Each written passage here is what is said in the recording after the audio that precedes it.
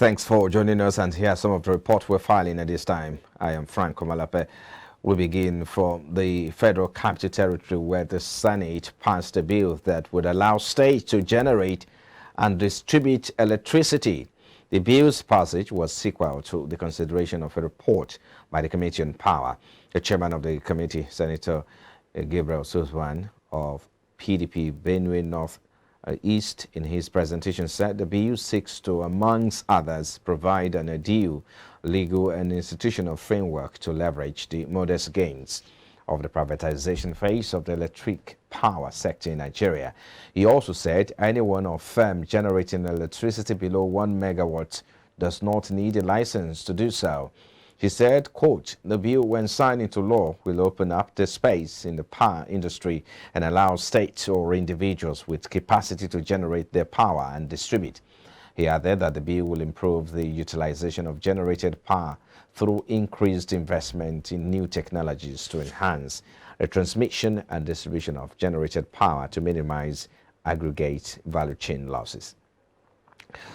And in the meantime, the Senate has also passed the Nigerian Startup Bill 2022. The bill's passage followed the consideration of a report by the Committee on ICT and Cybersecurity on Wednesday.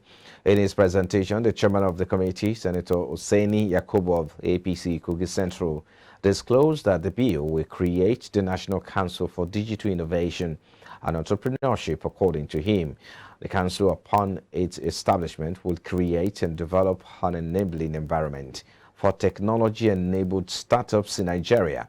But while another bill for an act to provide for the ease of doing business to ensure transparency, efficiency and productivity in Nigeria and for other related matters scaled second reading in the House. The bill was sponsored by the Deputy Senator Leader Ajayi Borofis of APC in Ondo. After consideration, the bill was referred by the Senate President Ahmed Lawan to the Committee on Trade and Investment for further legislative input. And now the House of Representatives has passed for second reading a bill seeking to establish a Tax Crimes Commission to be headed by a National Inspector General. The bill particularly focuses on the supervision and oversight of an efficient, fair and appropriate tax system, expansion of the tax net, and the protection of taxpayers' rights.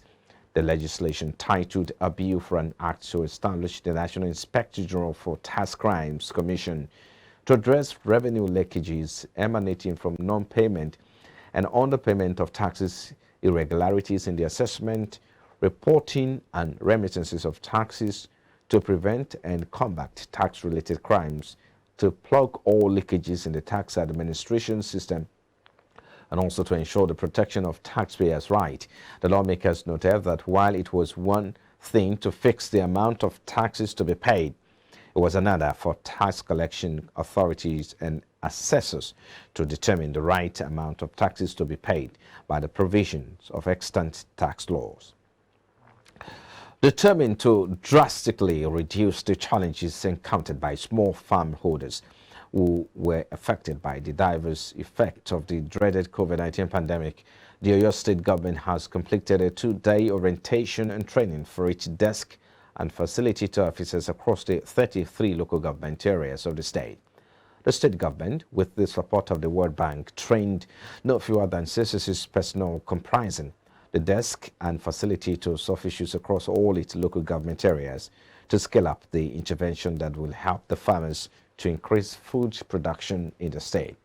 Charging the trainees at the commencement of the program that was held at the Oyo State Agribusiness Development Agency headquarters in Shaki, the Director General of the agency was doubles as the executive advisor to the government on agribusiness. Debo Akonde stressed that the beneficiaries need to understand that they are privileged to have been selected for the program.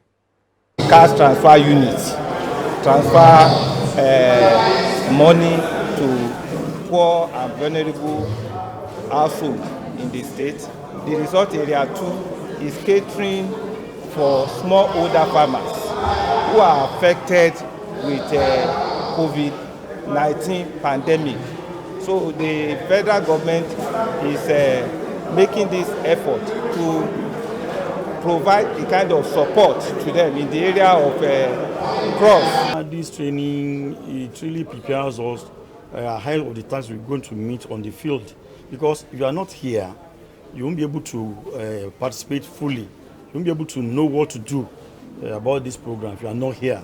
So this training really fortifies us to be able to face the tasks on the field and how to prepare the documentation and what have you on this NCAR's program. The NCAR program is a laudable project, and I want to thank the state government for this opportunity, because it's going to help reach out to farmers, especially those affected by the COVID-19 pandemic. So it's a way to reach out to them and ensure they get what I will call a mitigating measure. And now the National Bureau of Statistics on Wednesday said the average price of household kerosene rose from 679 naira 54 kobo in May to 761 naira 69 kobo in June. This year being a 12.09% rise on kerosene. The Bureau, in its National Household Kerosene Price Watch for June 2020, said the average retail price per litre of household kerosene paid by consumers in June 2020 increased by 12.09% on a monthly, from 679 naira 54 kobo in May to 761 naira 69 kobo last month. On a month-on-month or on a year-on-year basis, the average retail price per litre rose by 105 naira 70 kobo from 370 naira 29 kobo in June 2021. It added, the report noted that the state profile analysis shows that the highest average price per litre in June was recorded in Ogun with 961 naira 54 kobo, followed by Enugu with 961 naira 11 kobo and Ekiti with 926 naira 47 kobo. Well, on the other hand, according to NBS, the lowest price was recorded in Nasarawa with 618 naira, followed by Rivers with 618 naira 42 kobo and Jigawa with 620 naira.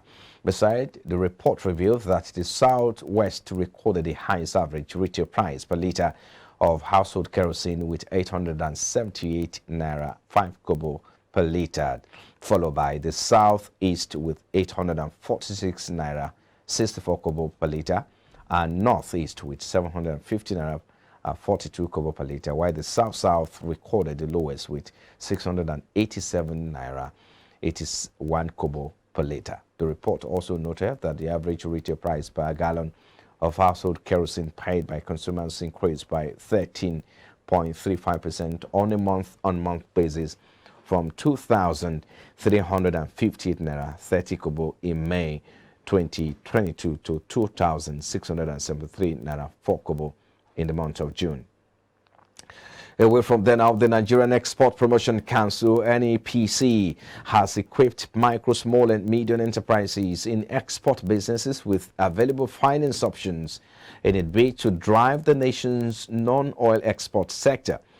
The council said the move was apt considering the nation's dwindling economic resources and its overdependence on hydrocarbon resources. The executive director of the council, Dr. Ezra Yakusak, stated this at a workshop on export finance organized by the council in Lagos. Yakusak, who was represented by the Deputy Director, Export Development and Incentives, Exta Ikpora, said the workshop could not have come at a better time than now, when the nation's economy continues to dwindle and the prices of goods and services skyrocketing, adding that the issue of financing has become one of the major challenges facing MSMEs in the export sector today.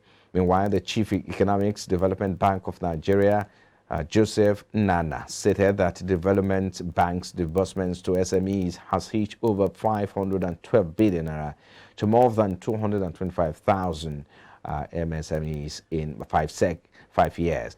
According to the council boss, in countries all over the world, medium enterprise remain the driving force of the economy, stressing that the financing is the fuel that accelerates the growth in any industry.